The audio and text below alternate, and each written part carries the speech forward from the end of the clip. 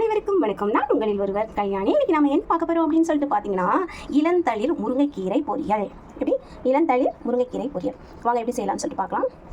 கடாயில் எண்ணெய் ஊற்றிக்கோங்க. எண்ணெய் நல்லா சூடானதுக்கப்புறம் கடுகு போட்டுக்கோங்க. கடுகு வெடிச்சதுக்கப்புறம் வெங்காயம் வெந்துட்டு இருக்கும்போதே அப்படியே காஞ்சி மிளகாவும் போட்டுக்கோங்க. அப்படியே 2 பல்லு பூண்டும் போட்டுக்கோங்க. நான் இந்த மாதிரி டப்பாவில் வந்து எப்பவுமே பூண்டு இதெல்லாம் வந்து உரிச்சே வச்சுருப்பேன். இது வந்து 2 பல்லு எடுத்து போட்டுக்கோங்க. நல்ல பூண்டை இந்த மாதிரி தட்டிட்டு அதை எடுத்து அதையும் இதில் போட்டு நல்லா வதக்கிக்கோங்க.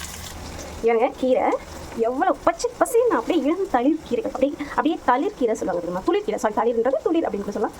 அதை வந்து பறிச்சுட்டு இருக்கேன். ஃபுல்லாகவே துளிர் கீரை தான். அது வந்து அவ்வளோ ஒரு சூப்பராக இருந்துச்சு பார்க்குறதுக்கே. சார் அதை அப்படியே பறிச்சுட்டு வந்துட்டேன். அதனால் இதை என்ன பண்ணுறோம், நல்லா கழுவிட்டு அதை போட போகிறோம். நல்லாவே வதங்கிடுச்சு. இப்போ என்ன செய்யணும்னா அது கீரையை போட்டு அப்படியே நல்லாவே போட்டாச்சு. போட்டுட்டு நல்லா வதக்கி விடுவோம். இது என்ன அப்படின்னு சொல்லிட்டு பார்த்தீங்கன்னா, இது வந்து ரொம்ப துளிர்கீரை அப்படின்றதுனால நம்ம தண்ணியுமே எதுவுமே ஊற்ற வேண்டாம். அலசிட்டு அப்படியே போடுறோம் இல்லையா, அந்த தண்ணியை நமக்கு வந்து போதுமாக இருக்கும். இது வந்து ரொம்ப வந்து வதங்கணுன்ற அவசியமும் இல்லை. லேசாக அப்படி செஞ்சாலே அப்படியே சுருண்டு அழகாக வந்துடும். லேசாக இதில் வந்து கொஞ்சம் இதில் லேசாக உப்பு போட்டுக்கோங்க. நிறைய வேண்டாம், லேசாக போட்டால் போதும். லேசாக போட்டு இதையும் நல்லா வதக்கி விடுங்க. வதக்கி விட்டுட்டு லேசாக தண்ணி இருக்கிறதே இது வந்து சுருண்டு அப்படியே நமக்கு வந்துடும்.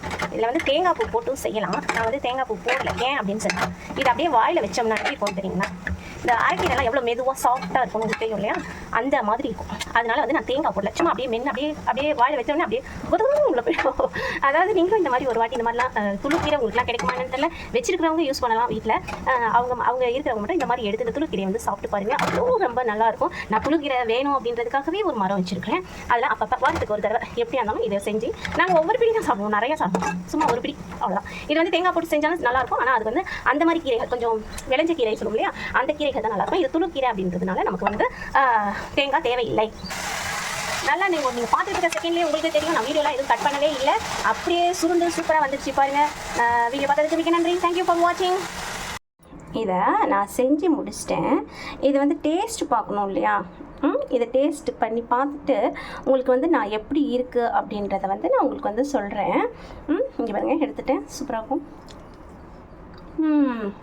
பார்ப்போம் டேஸ்ட் எப்படி இருக்குது அப்படி சொல்லுவோம். அந்த அழகெல்லாம் சாப்பிட்ருக்கீங்க இல்லையா, அதெல்லாம் எப்படி வந்து ஒரு சாஃப்ட்னஸாக டக்கு டக்குன்னு உள்ளே போகும், அந்த மாதிரி இருக்குது.